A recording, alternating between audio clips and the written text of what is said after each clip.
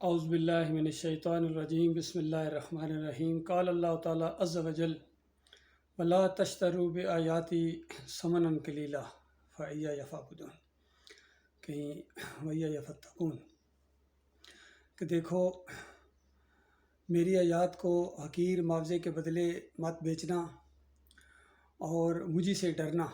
کہیں فرمایا میری ہی بندگی کرنا اور میرے علاوہ کسی اور کی بندگی نہ کرنا۔ سورہ یاسین کے اندر 3 پیغمبروں کا ذکر ہے، وہ ایک ہی دعوت دے رہے ہیں، پہلے اللہ نے ایک کو بھیجا، پھر دوسرے کو، پھر تیسرے کو،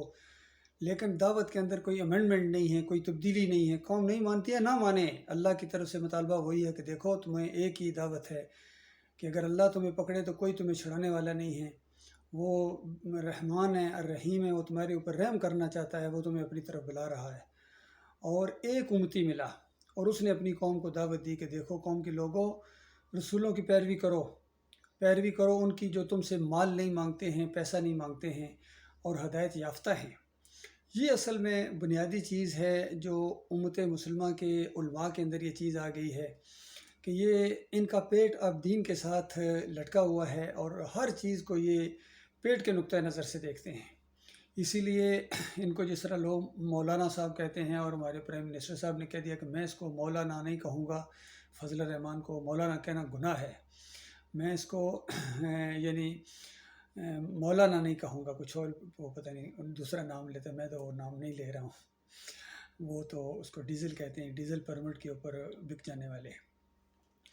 تو یہاں معاملہ یہ ہے کہ مولانا کسی کو بھی نہیں کہنا، یاد رکھیے، کوئی بھی آدمی علم حاصل کرنے کے بعد وہ مولانا نہیں بن جاتا ہے۔ مولانا تو جیسا سورہ البقرہ کے اندر مومنوں کی ایک دعا نقل ہوئی ہے کہ مومن اللہ تعالیٰ سے کہتے ہیں کہ انت مولانا فانصرنا علی القوم الکافرین، کہ مالک ہم سے جو بھول چوک ہو جائے ان سے درگزر فرمائیں اور ہمارے اوپر وہ بوجھ نہ ڈالیں جو پچھلی قوموں کے اوپر ڈالا ہے، اور ہمیں ان سارے کافروں کے اوپر غلبہ عطا فرما، تو ہمارا مولا ہے، تو ہمارا مددگار ہے، تو ہمارا دوست ہے۔ تو اس انداز میں مولانا کہا جاتا ہے اللہ تعالیٰ کو۔ اور اگر آپ اسلامی تاریخ کا مطالعہ کریں، کسی جگہ بھی کسی نام کے اندر، کسی حدیثوں کی کتاب کے اندر آپ کو یہ لفظ نہیں ملے گا مولانا ابو بکر صدیق، مولانا عمر بن خطاب، مولانا عثمان غنی رضی اللہ تعالیٰ عنہ، اور مولانا علی رضی اللہ عنہ۔ ہاں، ایک مخصوص طبقے نے ان کو مولا کہنا شروع کر دیا ہے، علی رضی اللہ تعالیٰ عنہ کو۔ یہ بعد والوں نے کیا ہے، جب ان کے عقیدے خراب ہوئے ہیں، انہوں نے اللہ کو چھوڑ کر اللہ کے بندوں کو اپنا مشکل کشا مانا، پھر مولانا بھی کہنا شروع کر دیا۔ باقی کسی صحابی کے ساتھ آپ کو مولانا نہیں ملے گا، یا مولوی صاحب نہیں ملے گا، یا صوفی صاحب نہیں ملے گا۔ وہ مخلص مومن تھے، وہ بہت بڑے مجاہد گزرے ہیں، تو ہمیں ان کے طریقے کے اوپر چلنا چاہیے۔ اسی طرح اس دور کے اندر علماء میں اگر کوئی صحیح معنوں میں توحید کی دعوت کو لے کر اٹھے ہیں اور اس اجرت کے مسئلے کو حل کیا ہے، تو وہ ہیں ڈاکٹر مسعود الدین عثمانی رحمۃ اللہ علیہ۔ انہوں نے کتابوں کے اندر بھی، اپنی کتابوں کے اندر بھی اور تقریروں کے اندر بھی بہت سختی کے ساتھ کہتے تھے کہ دین کے اوپر اجرت لینا یہ حرام ہے، ناجائز ہے۔ قرآن آیات بھی پیش کرتے تھے، حدیث بھی پیش کرتے تھے، اور پھر ان کے مطالبے کے اوپر ابو حنیفہ رحمۃ اللہ علیہ کا فتویٰ بھی لاتے تھے، جو الہدایہ کے اندر آج بھی موجود ہے۔ اس الہدایہ کتاب کو، جو فتووں کی کتاب ہے، اس کو پڑھے بغیر یہ مفتی نہیں بن سکتے، اندازہ لگائیے، اس کے اندر یہ فتویٰ لکھا ہوا ہے۔ ابو حنیفہ کہتے ہیں کہ کوئی مؤذن جو اذان دیتا ہے اور امام جو امامت کراتا ہے اور عالم دین جو قرآن اور حدیث کی تعلیم دیتا ہے، ظاہری بات اس کا وقت لگے گا، وقت کے بغیر تو کوئی چیز نہیں ہوتی ہے، تو اس وقت کے وہ پیسے نہ لے، اگر وہ پیسے لیتا ہے تو ناجائز لیتا ہے۔ اور ان کے دونوں شاگردوں نے اس کی مزید تفسیر کی، تشریح کی، ابو یوسف نے اور امام محمد نے، کہ ہمارے استاد ابو حنیفہ نے یہ جو فتویٰ دیا ہے، اس سے مراد یہ ہے، ان کا کہنا یہ ہے کہ یہ اس طرح حرام اور ناجائز ہے جس طرح ایک بازاری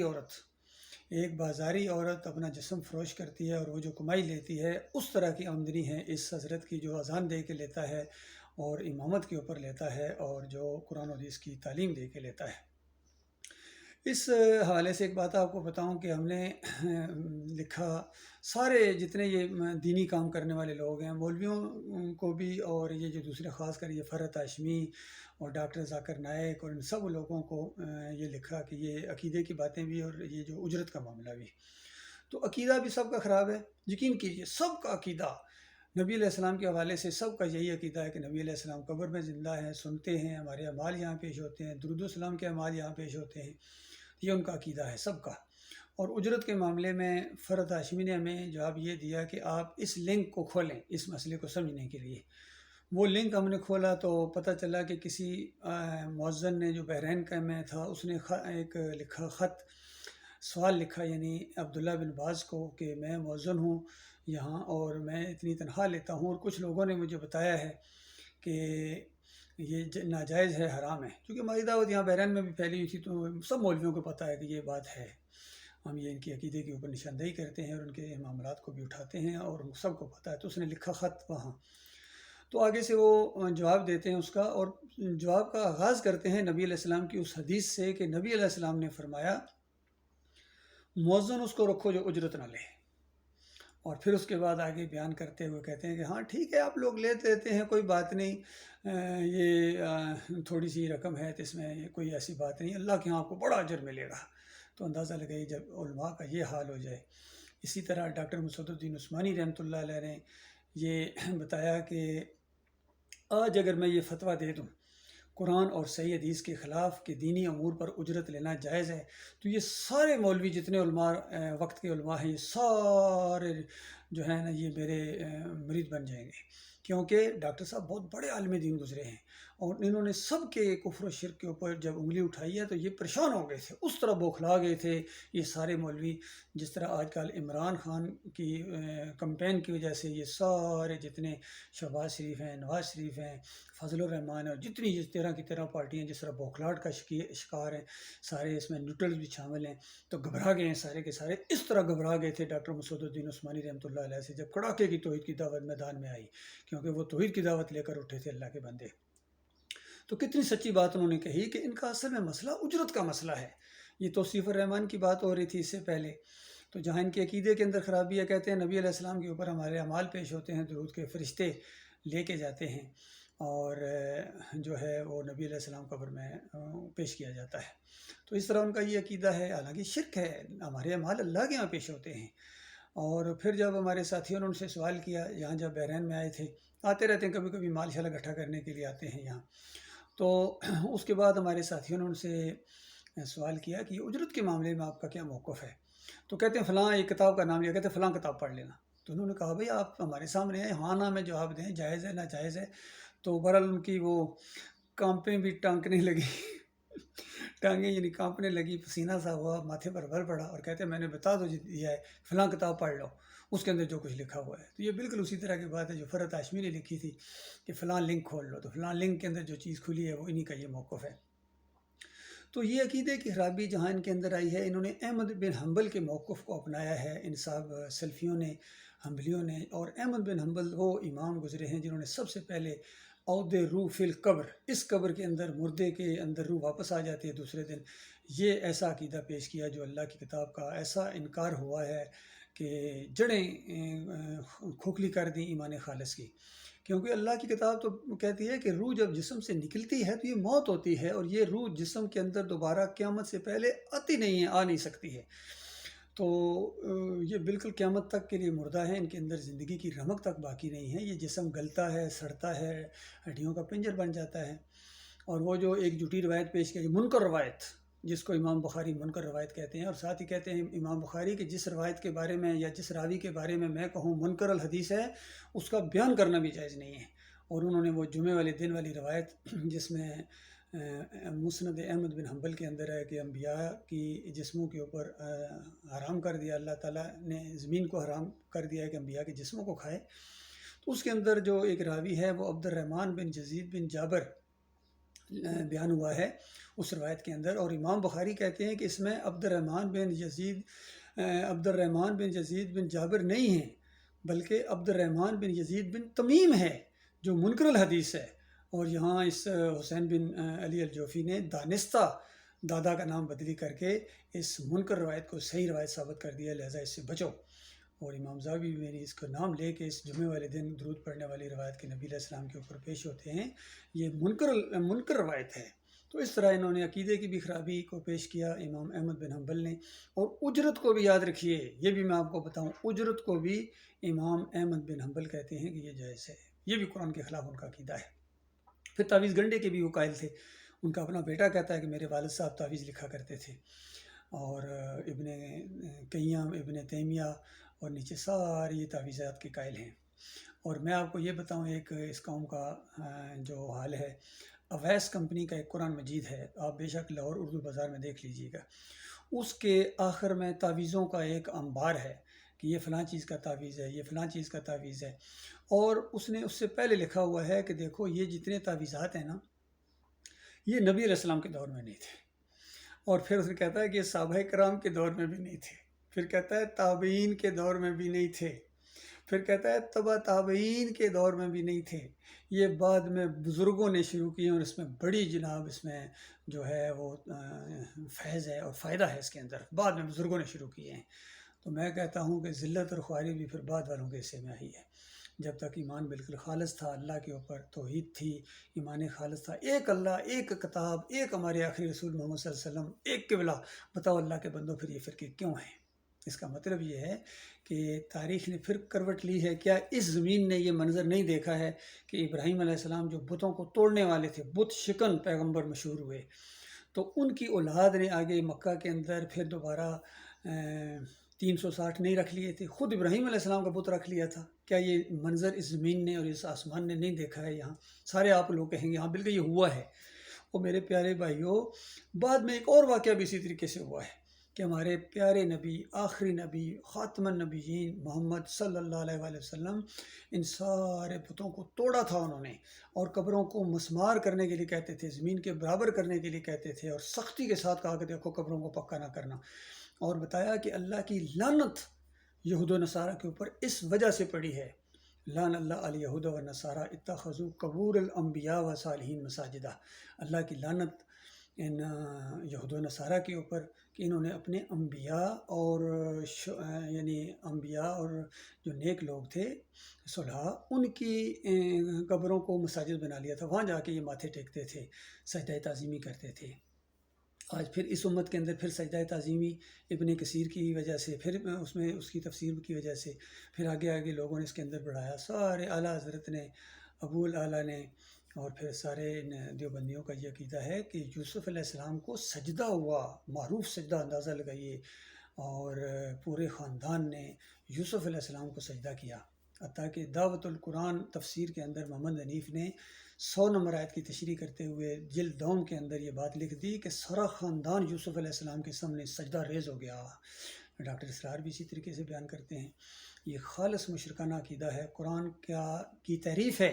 اور اس کے اوپر جو صحیح موحد علماء گزرے ہیں انہوں نے یہ فتویٰ دیا ہے کہ جن کا ایمان صحیح نہیں ہوتا ہے وہ اس طرح تفسیر کرتے ہیں کہ یوسف علیہ السلام کو سجدہ ہوا، حالانکہ وَخَرُّوا لَهُ سُجَّدًا، لہو کی ضمیر اللہ کے لیے ہے، اللہ کے لیے، پورا خاندان ان رحمتوں اور برکتوں کی وجہ سے جو اس خاندان کے اوپر اللہ تعالیٰ نے کی، وہ شکر گزاری کے طور پر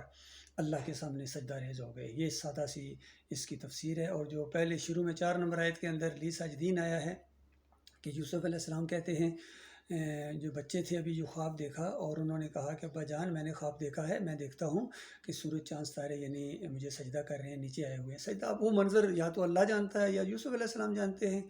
لیکن یعقوب علیہ السلام نے جو اس کی تعبیر بتائی ہے 6 نمبر آیت کے اندر، وہ فیصلہ کن ہے۔ یعقوب علیہ السلام نے نبی کی حیثیت سے اس بات کا جواب دیا، میرے بچے یہ جو منظر تو نے دیکھا ہے اس کا مطلب یہ ہے کہ اللہ تعالیٰ تجھے چنے گا، اللہ تعالیٰ تجھے نبی بنائے گا، تجھے اقتدار بخشے گا، اور تیرے اوپر اس طرح اپنی نعمتوں کی تکمیل کرے گا جس طرح ابراہیم علیہ السلام کے اوپر کی، جس طرح اسماعیل علیہ السلام کے اوپر، اسحاق علیہ السلام، اور اپنا نام لیا یعقوب، اور میرے اس گھرانے کو بھی اسی طرح اللہ تعالیٰ عزت دے گا۔ تو یہ مطلب ہے، اور حالات واقعات کے ذریعے اللہ تعالیٰ نے غیر محسوس طریقے سے وہ اپنا جو منصوبہ تھا وہ پایا، تکمیل تک پہنچایا، اور سارا خاندان اللہ کے سامنے سجدہ ریز ہو گیا۔ یہی ہوتا ہے، جب مشکلات آتی ہیں انسان صبر کرتا ہے، اور جب مشکلات ختم ہوتی ہے اللہ کا شکر ادا کرتا ہے۔ تو یہی تو تعلیم ہے انبیاء کی، لیکن انہوں نے اللہ کی طرف جو سجدے کا رخ تھا اس کو یوسف علیہ السلام کی طرف پھیر کے اس طرح شرک کا دروازہ کھول دیا۔ محمد حنیف یہ جو ناخلف جانشین تھے ڈاکٹر مسعود الدین عثمانی رحمۃ اللہ علیہ کے، تو انہوں نے اس جماعت کے اندر شرک کا خنجر گھونپا اور اچھی خاصی بڑی اکثریت کو اپنے ساتھ لے لیا. بہت کم لوگ بچے ہیں، لیکن جو بچے ہیں وہ ہیرے بچے ہیں، اللہ جانتا ہے، وہ مخلص لوگ بچے ہیں. باقی انہوں نے جو مولوی قسم کے لوگ اپنے ارد گرد اکٹھے کر لیے تھے، انہوں نے اب شکنجہ گڑا ہوا ہے، اور بالکل وہی ماحول ہے جس طرح سیاسی انداز سے، دنیاوی لحاظ سے اس 5-6 بڑے بڑے مجرموں نے، 8-9 ہیں، ٹوٹل 9 ہیں یہ، جنہوں نے پوری قوم کو اپنے شکنجے کے اندر جکڑا ہوا ہے. اور جس طرح سورہ نمل کے اندر بھی آتا ہے کہ 9 غنڈے تھے جنہوں نے قوم کو جکڑا ہوا تھا اور کوئی اصلاح کی بات نہیں کرتے تھے. بالکل اسی طرح اس قوم کو اس 9 غنڈوں نے جکڑا ہوا ہے اور کوئی اصلاح کا کام نہیں کرتے ہیں. تو اسی طرح جماعت کو بھی 9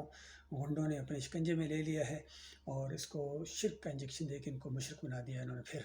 باقی جو ساتھی بچے تھے وہ دوبارہ الحمدللہ منظم ہو گئے ہیں، وہی توحید کی دعوت اسی انداز سے اٹھا رہے ہیں جس طرح اس دور میں ڈاکٹر مسعود الدین عثمانی رحمۃ اللہ علیہ نے اٹھائی ہے. اور بالکل ننگی اڑیاں دعوت اللہ جانتا ہے، اس میں کوئی لگی لپٹی بات نہیں ہے. بالکل ہمارا کسی سیاسی پارٹی سے کوئی تعلق نہیں ہے، ہمارا کسی فرقے سے مسلک سے کوئی تعلق نہیں ہے. بریلوی، دیوبندی، اہل حدیث، سلفی بالکل نہیں، ہم صرف مسلمان ہیں، مسلم ہیں بس. ہمارا ایک اللہ ہے، ہماری ایک کتاب ہے اور اس کی صحیح تشریح جو حدیث کے اندر آ گئی اور تفسیر آ گئی وہ ہم مانتے ہیں. اور پھر صحابہ اکرام کے طریقے کے مطابق انشاءاللہ مدینہ ریاست بنے گی، لیکن یہ خادم حسین رضوی کے مشرکانہ نعروں کی طرح نہیں، یا طارق جمیل کی مشرکانہ دعاؤں کی طرح نہیں، یا طاہر القادری کے مشرکانہ انداز سے نہیں، یا جمہوریت کے مشرکانہ طریقے سے نہیں. یہ دعوت توحید کی وجہ سے اٹھے گا انشاءاللہ معاملہ. توحید کی دعوت اٹھ رہی ہے، اللہ کے بندو اس کا ساتھ دو. ہم الیکشن نہیں کرائیں گے، کوئی ہمارا الیکشن کا تعلق نہیں ہے، الیکشن کی ضرورت ہی کوئی نہیں ہے. یقین کیجیے کہ نبی علیہ السلام نے مدینہ ریاست سے پہلے الیکشن کرائے تھے، دعوت دی تھی توحید کی. اس راستے میں ماریں کھانا پڑتی ہیں، اس راستے میں دیس نکالا دیا جاتا ہے، ہجرت کرنا پڑتی ہے، اور پھر قوم کے اوپر پلٹا جاتا ہے. انشاءاللہ یہ دعوت اٹھتی جا رہی ہے. اور ڈاکٹر صاحب کی یہ جو اس انداز سے دعوت تھی وہ بالکل ڈاکٹر صاحب کے مخلص ساتھی ہیں. ہم بالکل ڈاکٹر صاحب کے ساتھی ہیں اس معاملے میں. اس دور میں جو علماء ہیں ہمارا کسی مسلک سے تعلق نہیں ہے. ڈاکٹر صاحب کو ڈاکٹر صاحب نے حالانکہ سند لی تھی نہیں دیوبندیوں سے، لیکن اعلان کر دیا تھا کہ میرا دیوبندیوں سے کوئی تعلق نہیں ہے، نہ میرا اہل حدیثوں سے کوئی تعلق ہے. یہ مسلک ہیں اور یہ فرقے ہیں. اسی طرح جماعت اسلامی بھی جمہوریت کے اندر آ کے کس طرح انہوں نے اپنے آپ کو ذلیل و خوار کر دیا. پھر حافظ سعید جیسا آدمی اس الیکشن میں آ کے پہلے طاغوت کہا کرتا تھا. دیواریں ابھی تک وہ پرانی دیواریں اگر آپ دیکھیں وہ جو جی ٹی روڈ کے آگے پیچھے ہیں ابھی تک لکھا ہوا ہے جمہوریت طاغوتی نظام ہے. یہ حافظ سعید اور دعویٰ والے لکھا کرتے تھے، اب خود اسی کی پوجا کرنا شروع ہو گئے ہیں. پھر یہ خادم حسین رضوی بھی اسی دلدل میں پھنسے. ان کا تو خیر عقیدہ بھی خراب تھا، مشرکانہ نعرے بھی اور یہ ذلت و خواری بھی. اور عمران خان صاحب کہتے ہیں میں مدینہ ریاست بناؤں گا. مدینہ ریاست آپ کیسے بنائیں گے؟ آپ تو مزاروں کے سامنے سجدے کرتے ہیں. آپ تو یہاں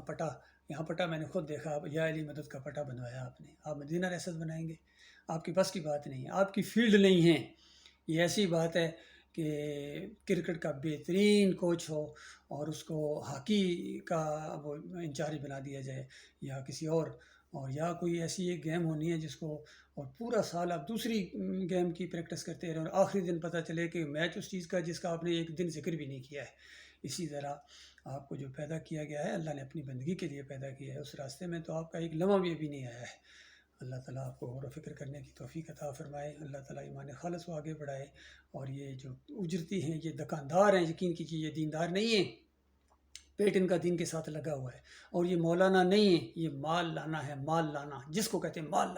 لانا ہر طرف مال کے اوپر نظر ہے ان کی. بڑی بڑی بلڈنگیں اور بڑے بڑے مدرسے ان کے جو ایکڑز میں پھیلے ہوئے ہیں، یہ شرک اور کفر کے اڈے ہیں، فیکٹریاں ہیں شرک کی. یقین کیجیے جہاں سے لوگ نکلتے ہیں اور پورے پاکستان اور پوری دنیا میں جا کے ان پیشے کے طور پر دین کو اختیار کرتے ہیں، تنخواہ لیتے ہیں اس کی. یہ حرام ہے، ناجائز ہے، یہ جہنم کی آگ ہے. کچھ لوگ کبھی کبھی کہہ دیتے ہیں ہاں بھائی آپ دوسروں کو تو اتنے تنخواہیں دیتے ہیں، اسکول ٹیچر کو دیتے ہیں، فلاں کو دیتے ہیں، ڈاکٹر کی اتنی تنخواہ، فوجی افسر کی اتنی تنخواہ، فوجی جوان کی 40,000 کم از کم، پولیس والے کی. تو دین کا جو کام کرتا ہے اس کو صرف 10-15 ہزار دیتے ہیں. تو یہ تو بڑی زیادتی کرتے ہیں. اور زیادتی یہ نہیں ہے، یہ حرام ہے، یہ حرام ہے، یہ حرام ہے، ناجائز ہے. اور اللہ کی کتاب اس کو ناجائز قرار دیتی ہے، نبی علیہ السلام کی حدیث اس کو ناجائز قرار دیتے ہیں. اور